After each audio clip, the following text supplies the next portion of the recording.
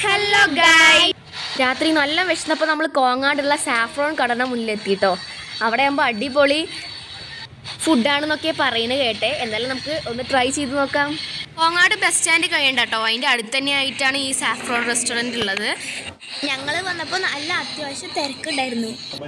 അച്ഛൻ്റെ ഫ്രണ്ടിൻ്റെ അടുത്തൊക്കെ സംസാരിക്കാൻ പറ്റിയല്ലേ ശ്രീകുട്ടി? പിന്നെ അവിടുത്തെ ആംബിയൻസ് പറയാൻ രക്ഷയില്ല, അത്രയ്ക്ക് അടിപൊളിയായിരുന്നു. പാട്ടൊക്കെ വെച്ചിട്ടുണ്ടായിരുന്നു കേട്ടോ. ആദ്യം തന്നെ നമ്മൾ വെള്ളം കുടിച്ച് സ്റ്റാർട്ട് ചെയ്യാണ് കേട്ടോ. ഇവരുടെ ഇൻസ്റ്റാ പേജ് ഇവിടെ കൊടുത്തിട്ട് കേട്ടോ, വേണ്ടവർക്ക് ഫോളോ ചെയ്യാം. അപ്പോൾ ആദ്യം നമ്മുടെ പ്ലേറ്റൊക്കെ വന്നു. പിന്നെ അച്ഛനും അമ്മയും ഗുബൂസും പിന്നെ അൽഫാമൊക്കെ എത്തിയിട്ടോ. അത് അവർ ഓർഡർ ചെയ്തത്, ഞങ്ങൾ വേറെയാണ് ഓർഡർ ചെയ്തത് ഗൈസ്. ഞങ്ങൾ എന്താ ഓർഡർ ചെയ്തതെന്ന് വരുമ്പോൾ കാണാം. അവർ കഴിക്കാൻ തുടങ്ങി കേട്ടോ. ഞങ്ങളുടെ സംഭവം എത്തിയിട്ടുണ്ടായിരുന്നില്ല ഓർഡർ ചെയ്തത്. അച്ഛൻ അതിൽ നിന്നൊരു പീസൊക്കെ എടുക്കുന്നുണ്ട്.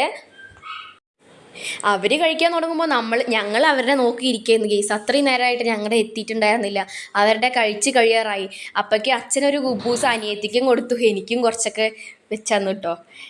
അപ്പോൾ അവർ കഴിക്കാൻ തുടങ്ങി, അവരുടെ കഴിയാറായി. ഞങ്ങൾക്ക് വന്നിട്ടുണ്ടായിരുന്നില്ല. ഞങ്ങൾ വെയിറ്റ് ചെയ്ത് മുഷിഞ്ഞു ഗൈസ്. അപ്പോഴാണ് നമ്മുടെ ബർഗർ എത്തിയത്. ചിക്കൻ ബർഗറാണ് കേട്ടോ ഞാൻ ഓർഡർ ചെയ്തത്. അനിയത്തി അതന്നെ ചിക്കൻ ബർഗർ തന്നെ ഓർഡർ ചെയ്തത്. തുറന്നു കേട്ടോ.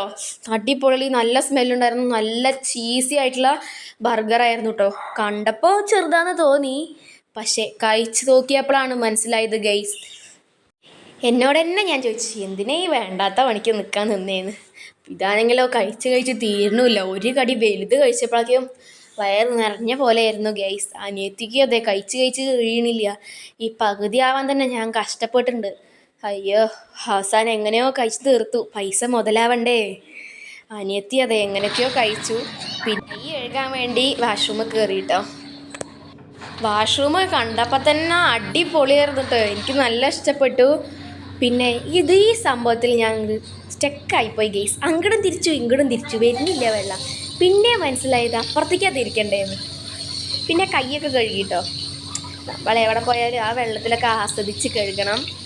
അങ്ങനത്തെ ഒരു ശീലം എനിക്കുണ്ട് കേട്ടോ. അപ്പോൾ നിങ്ങൾക്കുണ്ടെങ്കിൽ അത് കമൻറ്റ് ചെയ്യാവുന്നതാണ് കേട്ടോ.